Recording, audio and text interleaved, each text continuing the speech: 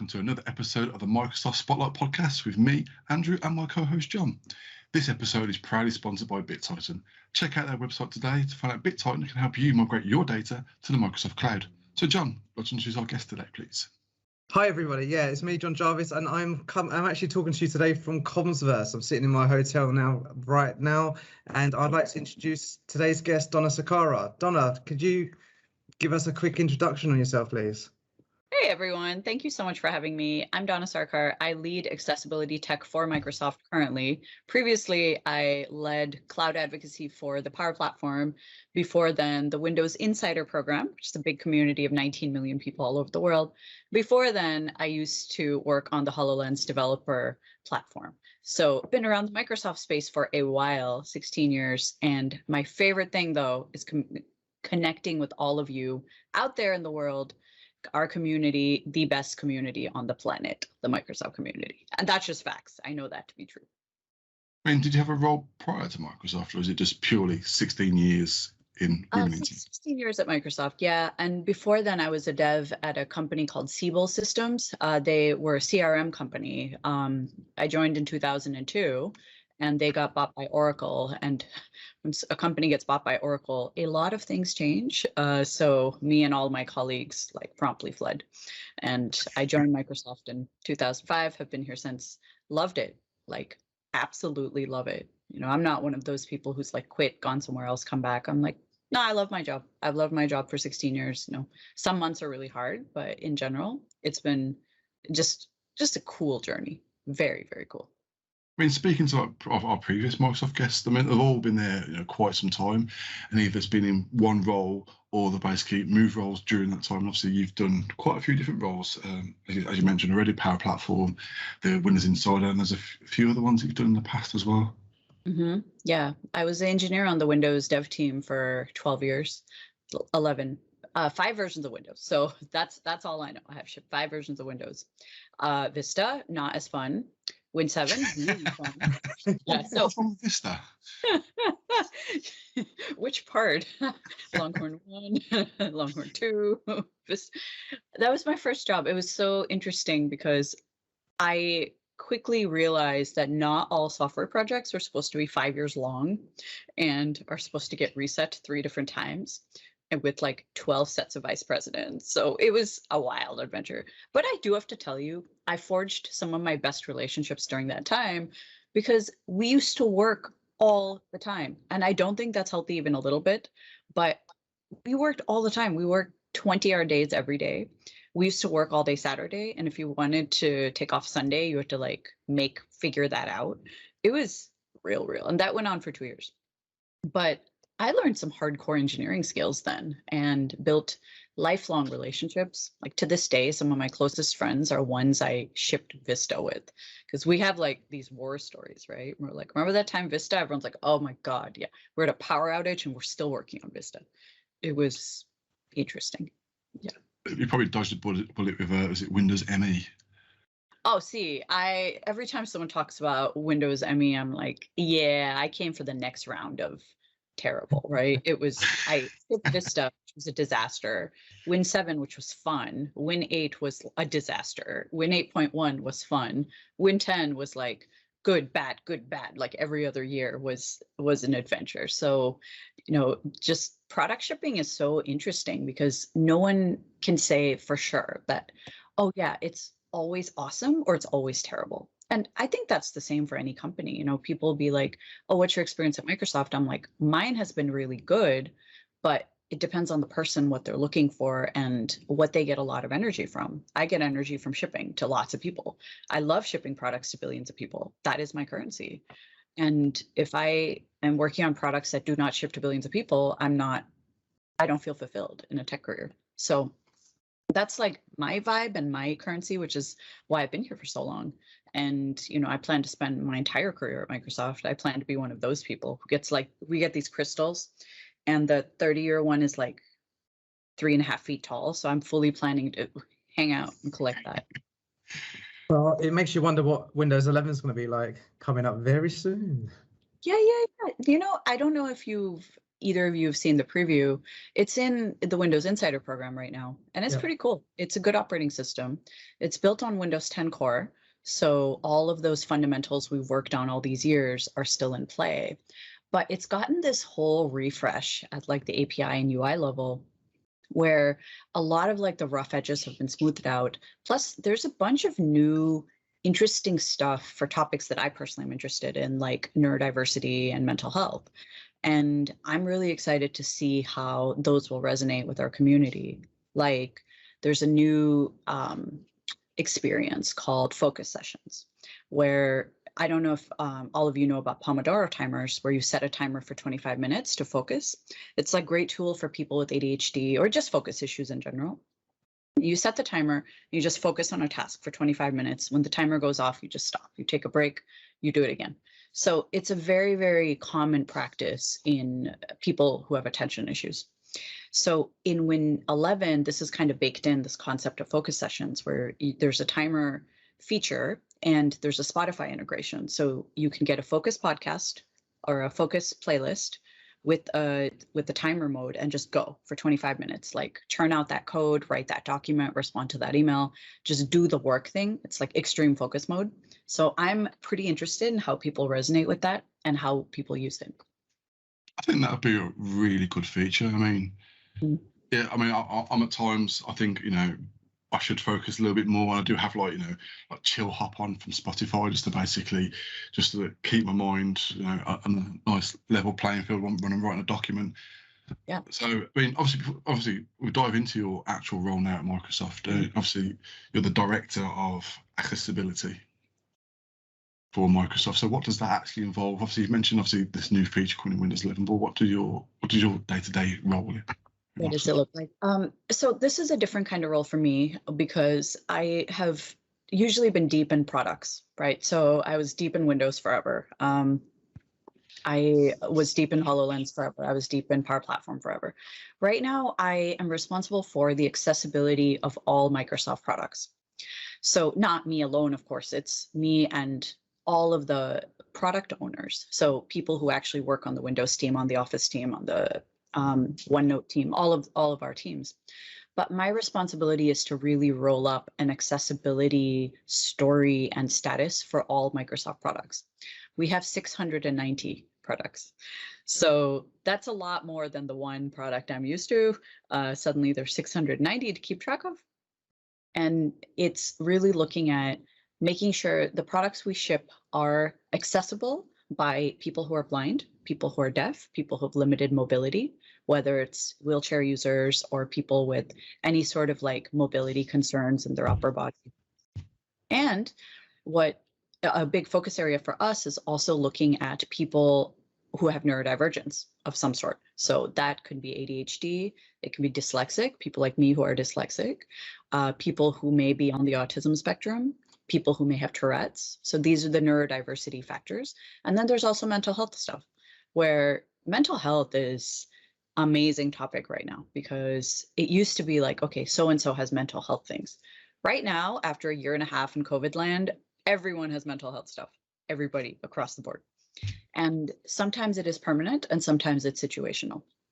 And I do believe that we in tech have a responsibility to helping preserve and improve mental health for our customers, because tech industry can be, we're kind of in the face and the business of all of our customers all the time, and a lot of the mental health stuff has been caused by isolation, overwork, pressure, uncertainty.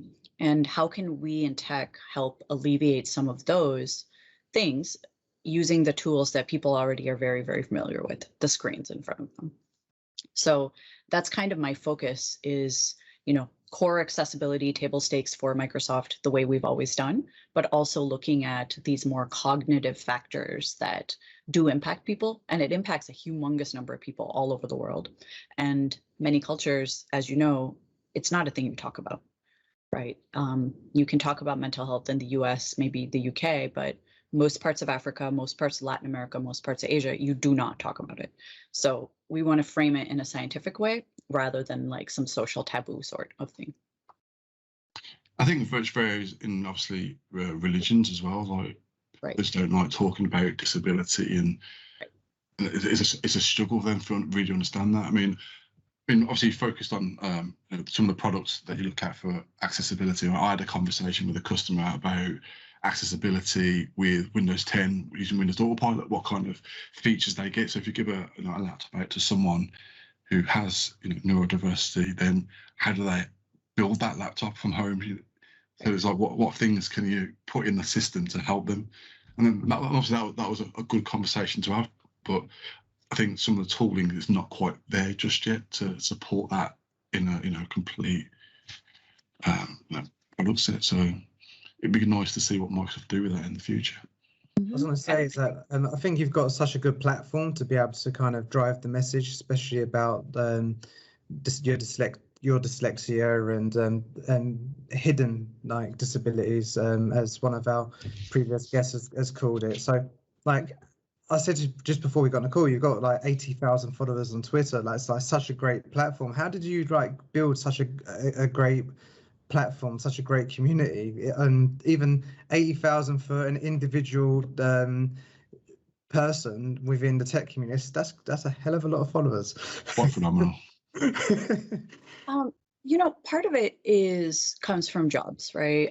When I did lead the Windows Insider program, which I did for 4 years, almost 5, a big part of the communication and information came on Twitter. That was where people followed to get like latest news on this build is now in flight. Here's all the stuff that's in the build. Here are the latest bugs we fixed. So a lot of people followed me for Windows Insider news. And for the last 3 years that I haven't been leading that, a lot of people follow for, I think, just general tech stuff. What is going on in the world of Microsoft tech? What is going on in the world of upskilling? So many people followed me for like Power Platform news, and now they're following me for accessibility news. And I think those of us who do have Twitter followers or, are seen as role models, we do have a responsibility where we have this platform, we have this community, and it is our job to make sure that we are giving that community what they need. So I actually spend quite a bit of time on social media. And part of it is looking at what are the key conversations that people are having, and how can we, Microsoft, be contributing and listening. So for me, it's a two-way thing, a way to communicate outward, but also as a listening method where I can connect with lots of people and say, what are top 3 concerns you have about going back to work in an office, or about remote work, or about getting skilled up in the latest technology and staying skilled. So I'll often ask questions to the community around topics, or if they're interested in certain areas of study or whatever it is. A recent one is a lot of people have been asking me, a lot of managers have been asking me like, hey, you keep saying it's important for us to talk to our teams about mental health. How do we do that? Like, what does that conversation look like? And I'm like, you know what? That's a great question. Let me go ask the Twitterverse. So I asked the Twitterverse, what are some things managers have done historically for you, your leaders, that really helped with your mental health? And I got like 85 suggestions from people saying like, here's things, tangible things my managers have done in the past. So for me, it's a really good way to connect people to each other's experiences, because I do have this platform where people can connect. So I'll take all this, snapshot these quotes, and just make like an interesting presentation. And this way people realize, oh, wow, okay, I'm not alone in the world where I have this question, and all of these other folk have also been through something similar.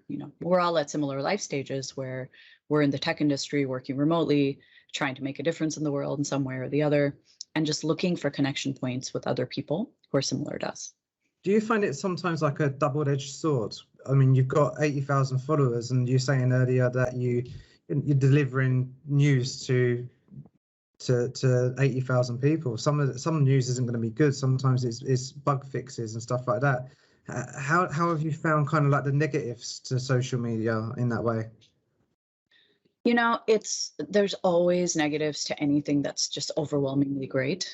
And I think some of the negatives are people have a hard time differentiating between a person and a company. They'll say like, why have you Donna, not fix this thing that is keeping me from doing my work? I'm like, Because okay. Donna is on Twitter and also fixing things at the same time. Exactly. So a part of it is people just need an outlet, right? They need a place to be able to communicate their frustrations or their concerns. And having people who are visible from a company is kind of straightforward, because it's like, hey, you're the only one I know in the company. You're the person we talk to. You are a much more direct channel than like trying to find like help forum, right? So I think I would say that it's not necessarily negative. It's just something to be aware of, that the people you're engaging with on social media are humans who happen to work at a company, but they happen to be human first. And for you to assume they know everything about the company is just like, it just doesn't work that way. I get most of my Microsoft news from Twitter, by the way. So I think we all did, to be fair. like, oh, we acquired something. Who started working here? Did we ship that? I get all of it from Twitter, right? Because internally, it's just a lot of info, right? There's a lot of newsletters, a lot of email, a lot of announcements, a lot of this, a lot of that. But honestly, the most reliable place to get Microsoft news, and I get it at the same time as all of you, is on Twitter, which is hilarious, but also true.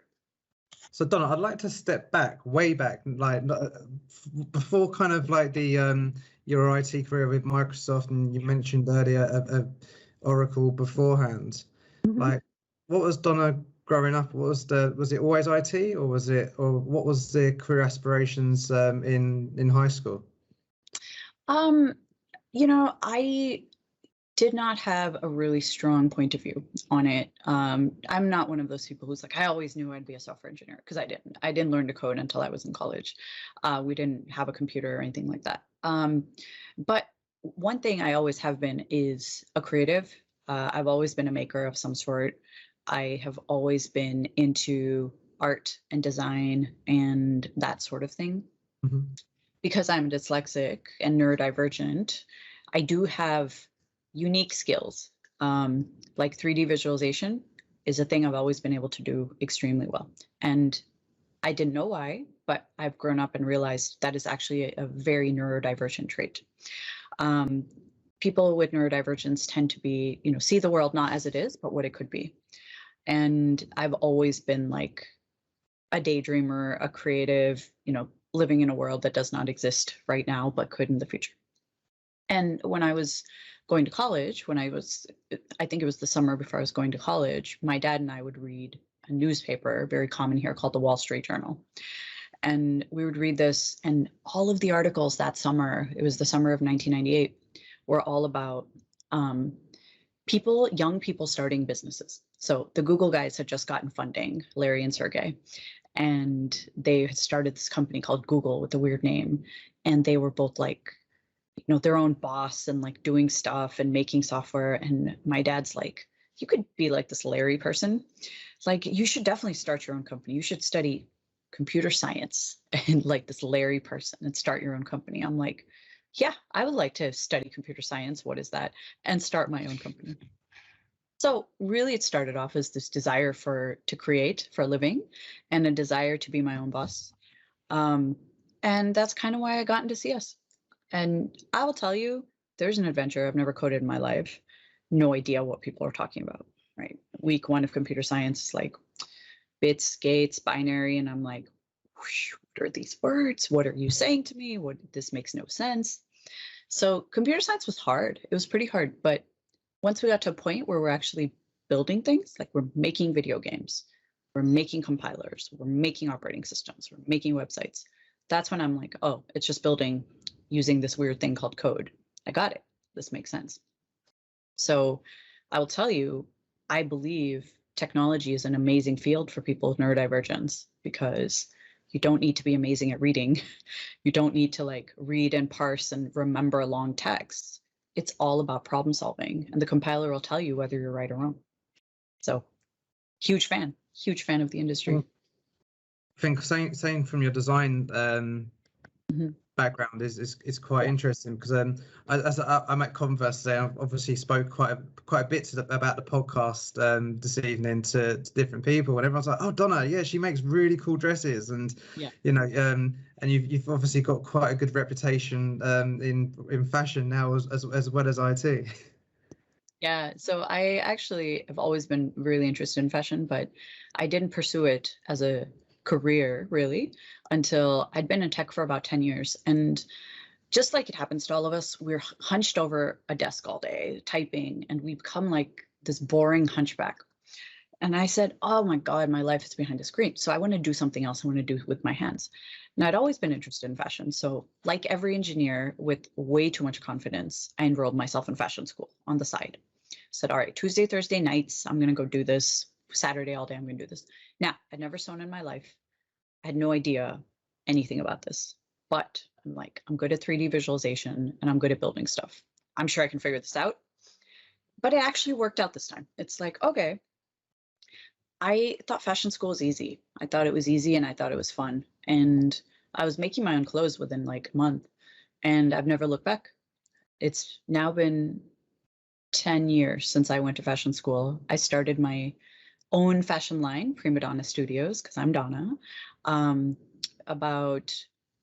It's coming up on 2 years. It's crossed 2 years. It was 2 years. August 15, 2019 was when I launched my line. And you can see it here, actually, right? Prima Donna Studios is like literally in this studio room. These are my successful projects. Those are my failed projects. And here's the in progress right here. So I've been now running a business on the side. So I have parallel careers, tech stuff and non-tech stuff. And I have to say, I highly recommend it. I think everyone should be their own boss in some aspect of life. It gives you so much knowledge. Background. That's not Teen's background. That's just a colourful. Exactly. Colourful dresses. Colourful wardrobe. Yeah. I know people are like, oh, your background's cool. I'm like, my studio. Like, we are in Prima Donna Studios right now. That's awesome. Mm-hmm. I've got a question for you. Yeah. I mean, talking to obviously a lot of our previous guests, I mean, we had Laurie, we had Katrina.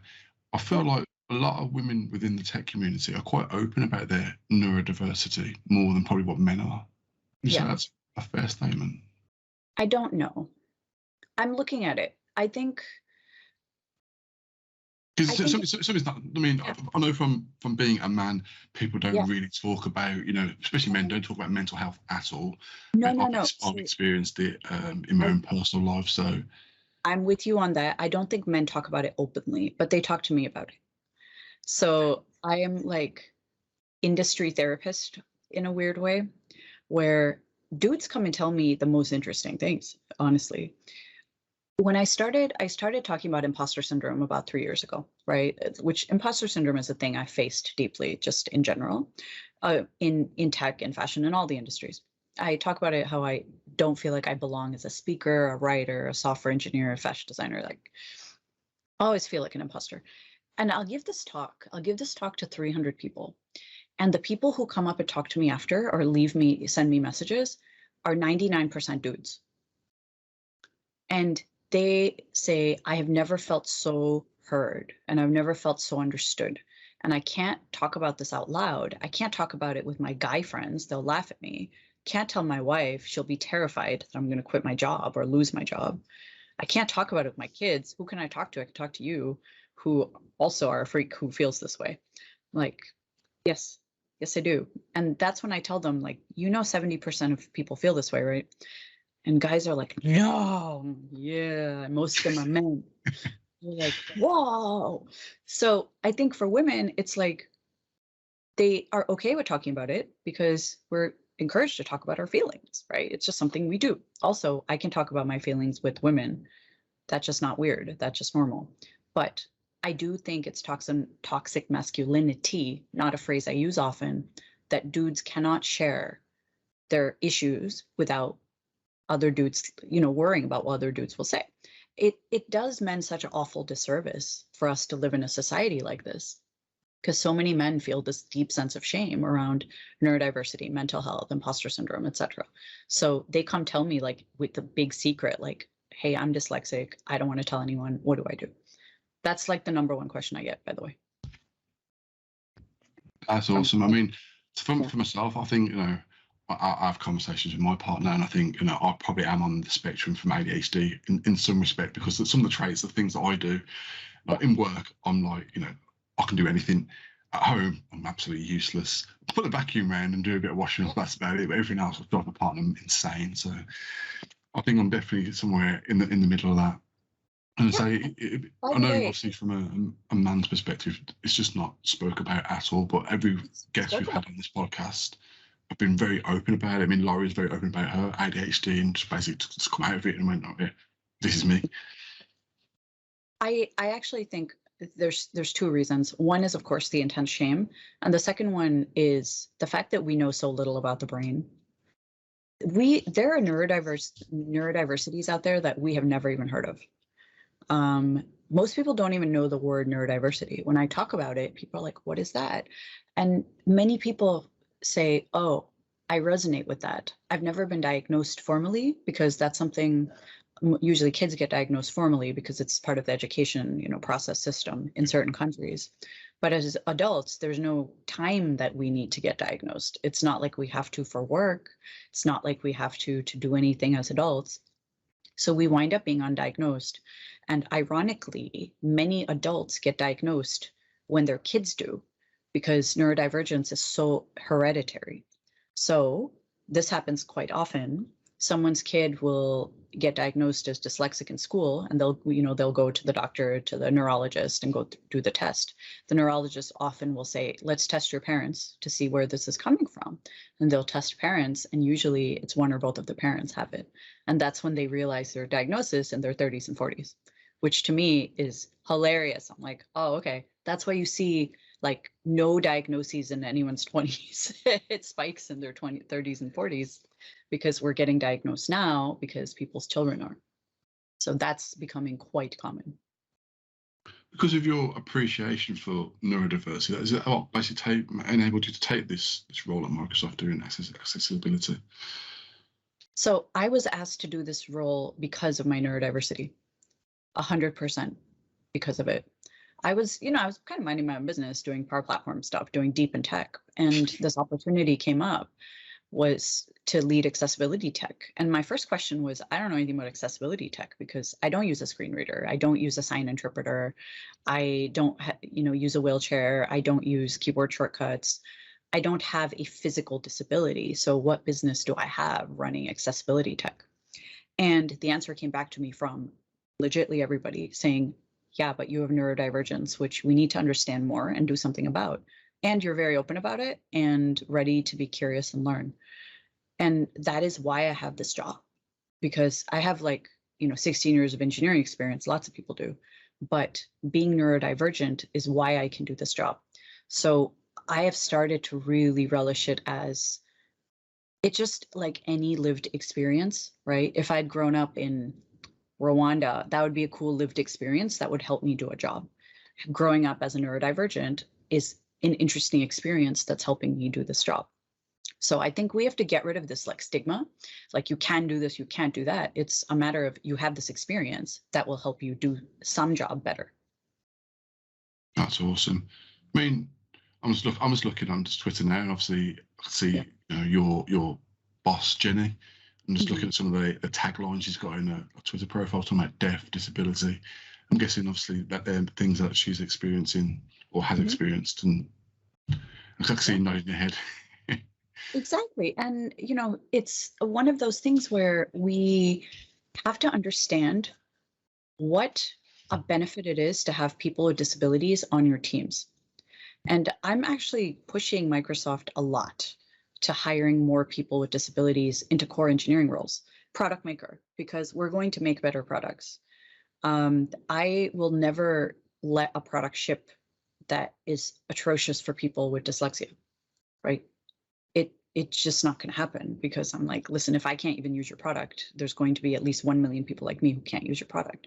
So I actually think we need more people with disabilities in the teams itself to make better products. And a giant part of this is just getting rid of these stigmas around if you have ADHD, if you are on the autism spectrum, if you do have, deep depression or anxiety or any sort of light sensitivity, you shouldn't hide that. You should bring it up so we can make better products for not just you, but people like you, because each one of us represents probably 1 million people. So, we have 1 billion customers, 1.5 billion Windows customers. That's a lot of people. And I guarantee you, a huge chunk of those people are neurodivergent in some way or the other, or have another disability that they may not be talking about or even realize. I mean, I think the whole world needs an appreciation for neurodiversity. Yeah. And that sort of understanding. As you say, people don't know what the actual word means. Right. And, They don't. you know, it's basically a blanket word for obviously all the things we've spoken about: dyslexia, ADHD, you know. But no, so when you use that word, I mean, everyone knows what ADHD is and dyslexia, Yes. but everything else that goes into that, you know, people just don't have that appreciation and understanding for. Yeah. And the same mental health Yeah. across the board for everyone, especially over the last 2 years, it's been, you know, a horrible thing for everyone to experience. I mean, being stuck at home with kids all running around you, you just want to throttle them, and it's like, you know, everyone's experiencing that life that they didn't have before. I mean, obviously, me and John used to travel up and down the country doing, you know, different work for customers.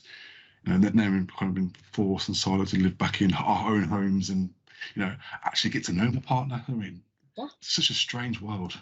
It is a strange world. It is a strange world, but you know, we have to.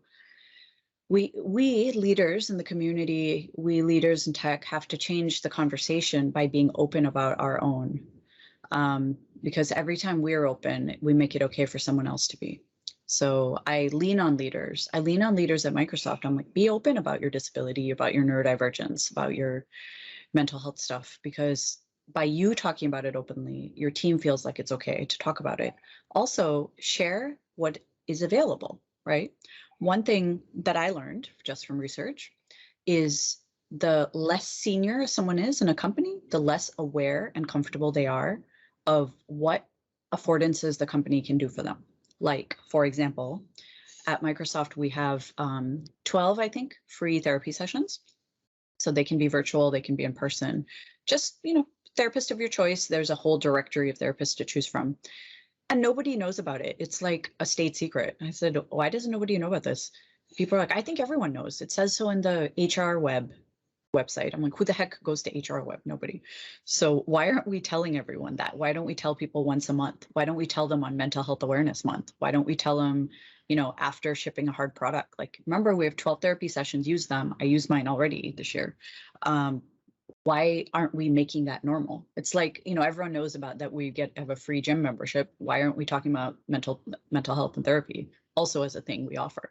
So that's the kind of thing I'm pushing our leaders on. Like, look, we have to destigmatize, and the way to destigmatize is to get rid of the stigma, which means you talk about it. I think in the UK, there's a lot of businesses that basically have that, you know, that kind of support. So basically set up a, you know, access to a third party where you can just go and talk, you know, incognito to someone and basically get that support that you need. I know in my organisation, Fujitsu, they do have that there, as well as other ones I've worked for in the past.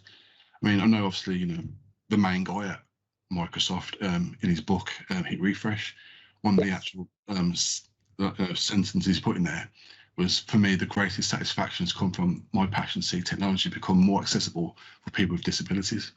Right.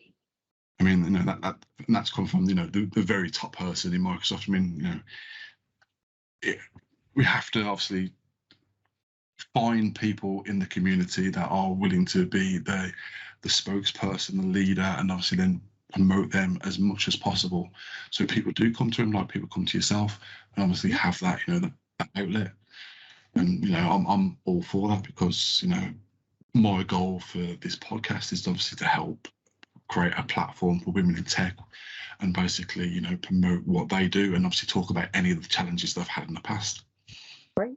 No, I appreciate your podcast a lot because, you know, diversity is very, very, it's a huge word. When you talk about diversity and inclusion, we often focus on the things you can see, like, you know, woman, brown, you know, which religious background, that sort of thing. But so much of diversity is invisible. And I think of neurodiversity and mental health and disability in general to fall into that category, where it gives you a completely different lived experience. And that is what we want people to be able to bring to the table, because that creates just better products, better society, more inclusion, right? Inclusion begets inclusion. So I appreciate your podcast, and I appreciate the questions you structured are less about, being a woman and more about these lived experiences and what kind of difference that's made in my career or in the way I work and the way I do things. Yeah, because in the day, it's all about finding out how you have basically handled your career and your career path going through Microsoft, and obviously inspire that next generation of women in tech, whether they have neurodiversity, but have that drive, that passion to get into a role like you're currently sitting. So that's very much my goal and John's goal for this podcast, is just basically be as open and honest and talk about it. I mean, I know obviously we're going to actually physically meet in next month, because you're going to be at the same conference that we are. So I've got a t-shirt. I've got a t-shirt for you in my bag. Really? Okay, honestly, everyone just hope that borders do not close. Everyone's like, oh yeah, UK is going to close borders. I'm like, don't you even think about it. Yeah. Don't do it. Don't. Not until the conference is done. So me and John are hosting a roundtable session, which is women in teams. So cool. definitely come along and come speak to us. So we're there. And sure. Yeah, I love crashing things. It's great. Yeah, I mean, every single female speaker I've kind of approached and just asked them, do you fancy being on my podcast? Do you fancy coming to our session and just being a part of the audience? So we're getting that, them kind of questions from the audience, because I was kind of cheeky. I went to the actual the conference host. I went, can I actually steal the recording and put it as a podcast down the line as well? And I was like, yeah, you can do that. Wicked, because I want to be not just only a person that's obviously I'm of colour and I come from Jamaican heritage, but a person that basically is there to promote and just give a platform to everyone. Just, I'm very passionate about it. So from my days of running conferences and user groups myself, seeing that lack of diversity, equality, and inclusion. I mean, I could say that I could probably never had anyone that I knew of come to any of my events that had disability, even though obviously I made all the provisions for catering for people that were in wheelchairs or whatever.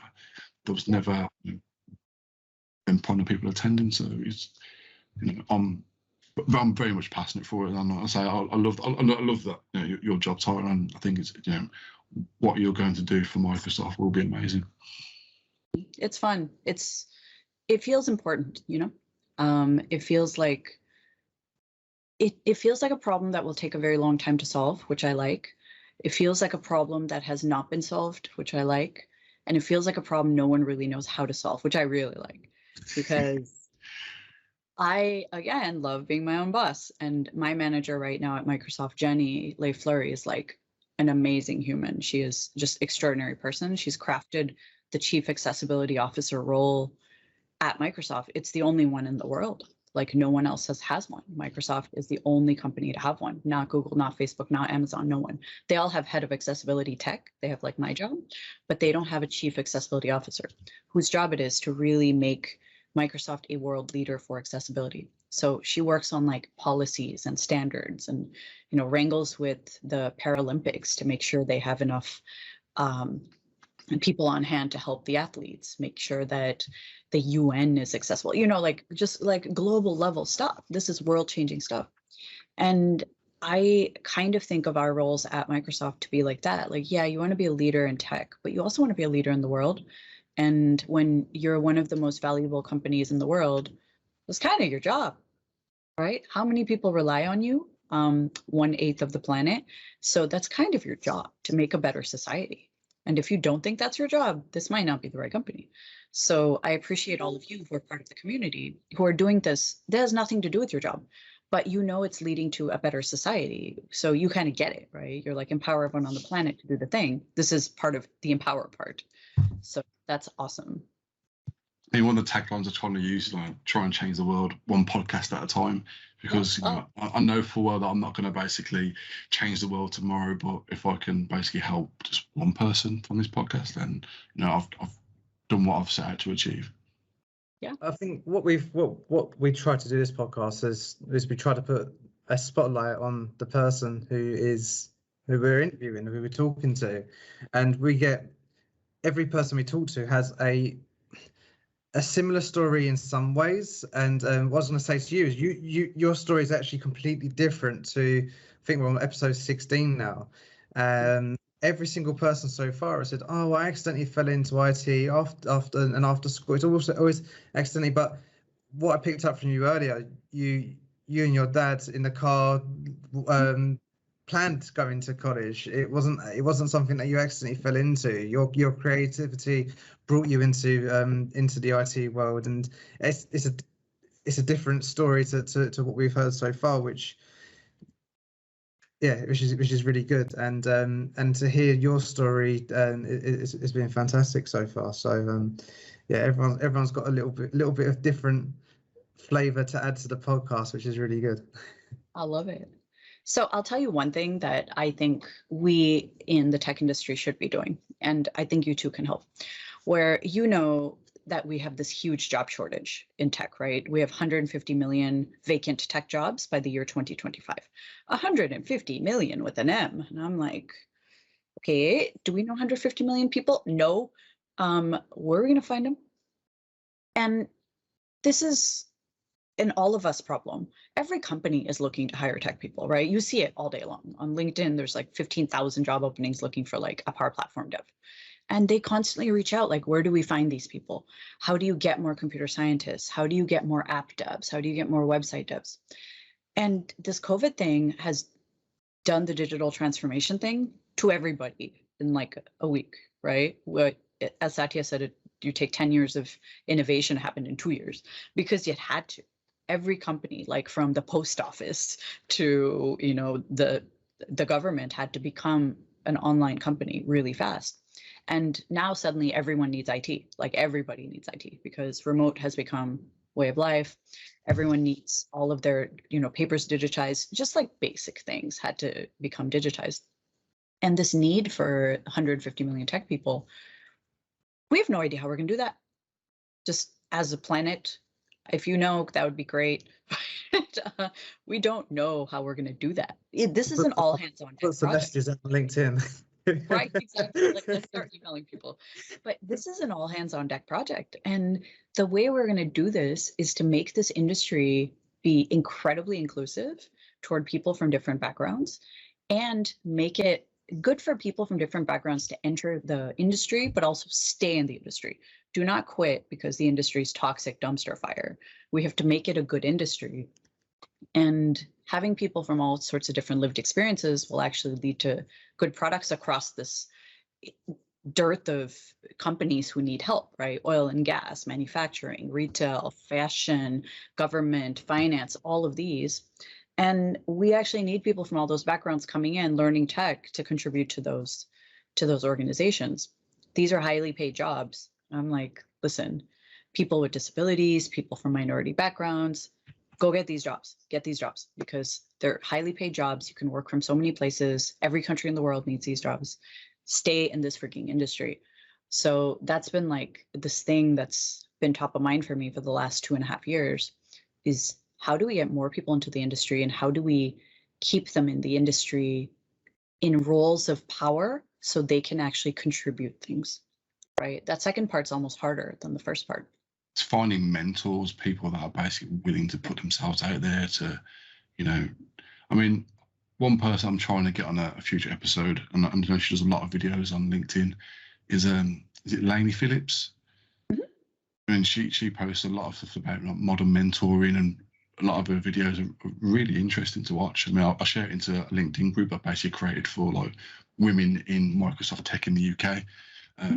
To basically try and get people to view more than videos. I mean, you need people out there that are basically in high positions like yourself and Lena, and just basically sharing their stories, their messages, and being that mentor, whether it's direct or indirect, just getting out there. And the more people we have doing that are visible, the more we're going to attract people from, say, all the different minority backgrounds, diversity backgrounds, inclusion backgrounds, to basically step into the world of IT. And I know obviously the problem they have in the world of getting into IT is always getting your foot in the door. Right. As soon as someone's got their foot in the door, they can basically, the world's always there, they can do anything. But it's always that first initial step that's the biggest problem. The thing is, guys, if I said to you 20 years ago, what is an IT job? What would you think of? Printers.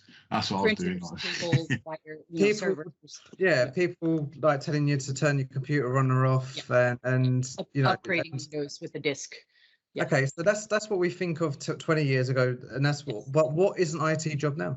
We got three people here talking. All of us. I mean, me and Andrew got very similar jobs, but my job is completely different to yours, Donna, and my job compared to the other guests that we have so far is completely different and diverse. So the IT industry itself is very diverse in terms of the different job roles that you can do. You can be the person sitting behind a printer filling up toner. You could be somebody who's the head of the director of accessibility at Microsoft. It's such a diverse industry that you can pick up and be able to be an entrepreneur on whatever you do. So I think I will tell you, I want to change the definition of IT so bad. And I'm so glad you're asking this question, John, because IT, the way we define it, is called information tech. And we actually don't, information is not our key thing, right? Everyone in the world has information now. Back in the day, we used to have information because we used to be like those nerds with internet connectivity. But now I believe it should be called innovation tech. Thinking about how we can use tech to innovate on the world's future problems. How can we, those of us who work in tech, see around corners, right? How can we predict what problems will be issues in 5 years? And how can we prepare our communities, our companies, our organizations to be able to solve those problems? That's what I think of as IT now, is future-proofing, seeing around corners, innovation. And I do believe that's why we have these roles where they're so powerful and we're so in demand, and we have to be doing more with this power other than like upgrading Windows from disks, right? Which is that was my first job, was upgrading Windows from disks as an intern back in 1998. That was what I did. And I think everyone did this in 1998. It was like everyone's first job is upgrading people's Windows with a disk. But now it's all about innovation. We're like, how do we use the cloud? How do we use AI? How do we use mixed reality? How do we use neurodiversity and mental health guidelines? Like, how do we do that to make a better world going forward? So that's how I do IT. All this stuff is fun. All of this stuff is fun. Like, it's not like the It Crowd on TV where you got like very like geeky people like that watch Star Wars. There's nothing wrong with watching Star Wars all day, but I like it. But it's come such a long way from that now. That it's innovative. It's entrepreneurship and. As you said, that's got to change. The stigma about what IT is and what an IT job is should change. As we focus on women in tech, every single person we've had on, everyone's had a different role. There's not been many that have been the same kind of role within tech, or as I say, the same background either. So, from pharmaceuticals into, doing data platform, from being a recruiter to doing Microsoft licensing, everyone's had a different story. No, it's true. And that's going to keep happening because so many of those roles will kind of blend into IT in some way. Like, how many people do the entire citizen dev audience in the Power Platform? Every single person used to do a different job, and now they're a tech person. And they were like, yeah, I used to be like a book publisher, or I used to work, in a nonprofit or accounting or whatever. And now I'm an IT person, because those are the people who needed IT at the time, and they needed someone smart to just start doing that work. And then suddenly these folks are in IT. I think that will just happen more and more. We're not going to graduate more computer scientists. It's just not going to happen. We're graduating X many computer scientists a year. That's what we're going to graduate. But we are going to graduate more citizen devs, bootcamp devs, all of these different kinds of developers and makers, because that's where all of the opportunity is, so much of it. So I do believe we're going to get to 150 million devs, but they will not be the computer science grads that we think when we think IT. Yeah. Well, I'm just looking at the time. Obviously, we probably need to getting quite close to the allotted time that I always book in for this. And obviously, we could probably keep talking forever. Go now. Yeah, accessibility.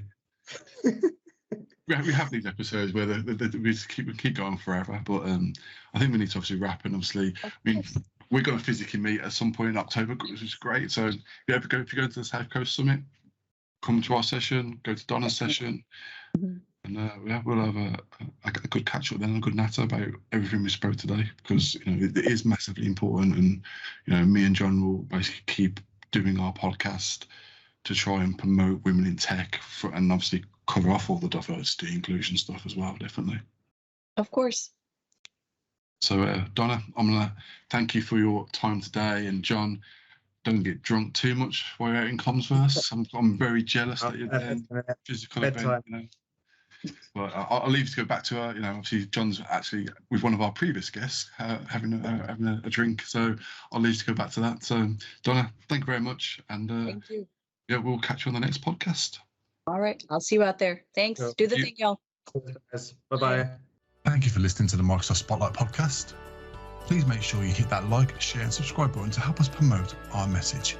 You can also follow us on Twitter at MSFT Spotlight, and we're also on LinkedIn, the Microsoft Spotlight podcast. And finally, we'd like to tell you a little bit about BitTitan and thank them for sponsoring this podcast. Remote migrations start here. Let MigrationWiz do the work for you. It's fast, secure, and 100% SaaS, which means you can migrate at any time and from anywhere. Migrate mailboxes, documents, public folders, personal archives, or even Microsoft Teams with just a few clicks. No special training needed and no customer downtime. When the work matters, choose MigrationWiz.